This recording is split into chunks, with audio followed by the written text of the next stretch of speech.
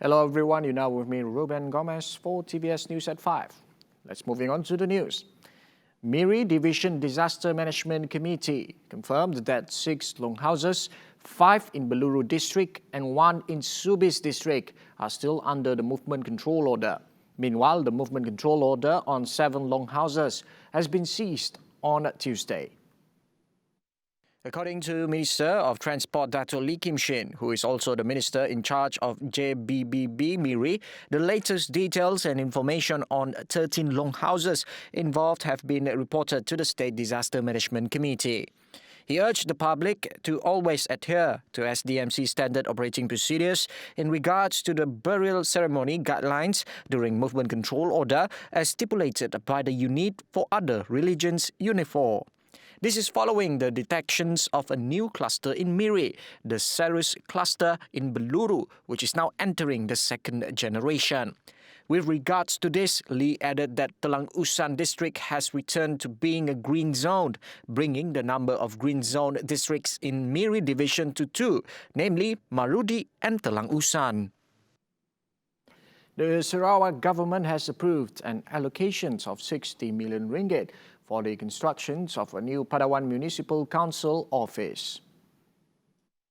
MPP Chairman Loh Kir Chiang said the new office will be based on the green building concept located near the Semangoh Wildlife Centre. When met by the media after paying a courtesy call to Chief Minister Dato' Patinggi Abang Johari Tun Openg on Wednesday, he said many facilities will be provided, among them a library, auditorium, sports facility, and many others. Also present during the courtesy call were Sarawak Ministry of Housing and Local Government Dato' Sri Dr. Sip Kui Hian, Deputy Sarawak State Secretary Dato' Sri Muhammad Abu Bakar Marzuki, and MPP Deputy Chairman Dato' Ahmad Ibrahim. Petronas ushered the coming of the Chinese New Year by launching its fully animated Chinese New Year web film entitled Ichi.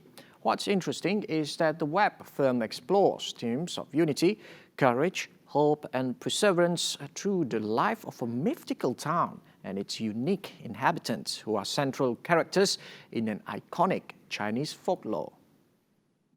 Petronas Group Strategic Communications Senior General Manager Datin Anita Azrina Abdulaziz said the story unfolds in a mythical land where its occupants, the dancing lions, live harmoniously and move as well as dance to the beats of the drums in a bustling town. However, an unforeseen incident occurs, bringing everything to halt. Initially frightened, the dancing lions eventually find the courage to create their own sound of life together, thus inspiring a new beat of hope.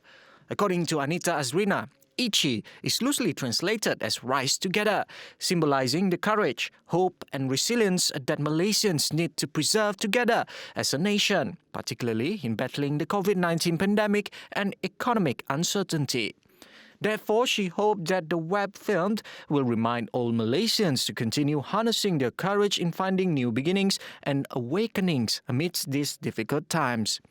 Ichi is available for viewing on Petronas' official YouTube channel and Facebook page from February 8. Welcome back. Malaysia and the United Arab Emirates UAE had agreed to foster greater cooperation, especially by boosting economic opportunities. Both countries were focused on a strong and resilient economic recovery from the COVID-19 pandemic. The Foreign Affairs Ministry said its Minister Dato' Sri Hishamuddin Tun Hussein and UAE Minister of Foreign Affairs and International Cooperation Sheikh Abdullah Zayed Al Nahyan held a constructive and productive meeting in Abu Dhabi. It said in a statement that both ministers expressed satisfaction at the current state of bilateral ties between the two countries. According to the ministry, the working visit had provided a new impetus to the strong ties between Malaysia and the UAE. It added that the latter was one of Malaysia's main trading partners, with total trade between the two nations valued at $6.43 billion in 2019. The ministry said the UAE is also Malaysia's largest export destination and second largest source of import in the West Asia region. The government has approved a total of 12.76 billion ringgit worth of applications for the Wage Subsidy Program 1.0 WSP 1.0 as of January 29. Finance Minister Datuk Sri Tengku Zafrul Abdul Aziz said that a total of 322,177 employers and 2.64 million employees have received WSP benefits under the Prihatin Rakyat Economic Stimulus Package Prihatin and the National Economic Recovery Plan Penjana. Meanwhile, Tengku Zafrul said the National Employment Council, which met for the second time on February 9th, has estimated that more than 160,000 new jobs will be created this year through committed investments. He reminded the people to continue complying with the standard operating procedures in their economic activities and daily life.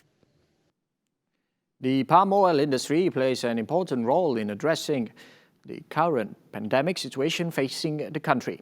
Soap and detergent, which are among the most important disinfectants for COVID-19 prevention, are made from palm oil. The status of the palm oil industry is one of the four biggest contributors to the Malaysian economy. The Malaysian palm oil industry has generated about 72.8 billion ringgit through the export of palm oil and its products to the international market in 2020. Minister of Plantation Industries and Commodities, Datuk Dr. Muhammad Khairuddin Aman Razali said this amount was much higher, about 14.18% higher compared with 63.73 billion ringgit recorded in 2019, and the highest since 2017 with 77.9 billion ringgit. He added that today, about 450,000 oil palm smallholders and their families depend on the commodity for their livelihood. The Employees Provident Fund, EPF, has announced the appointment of Datuk Sri Amir Hamzah Azizan as its new Chief Executive Officer CEO, effective March 1st.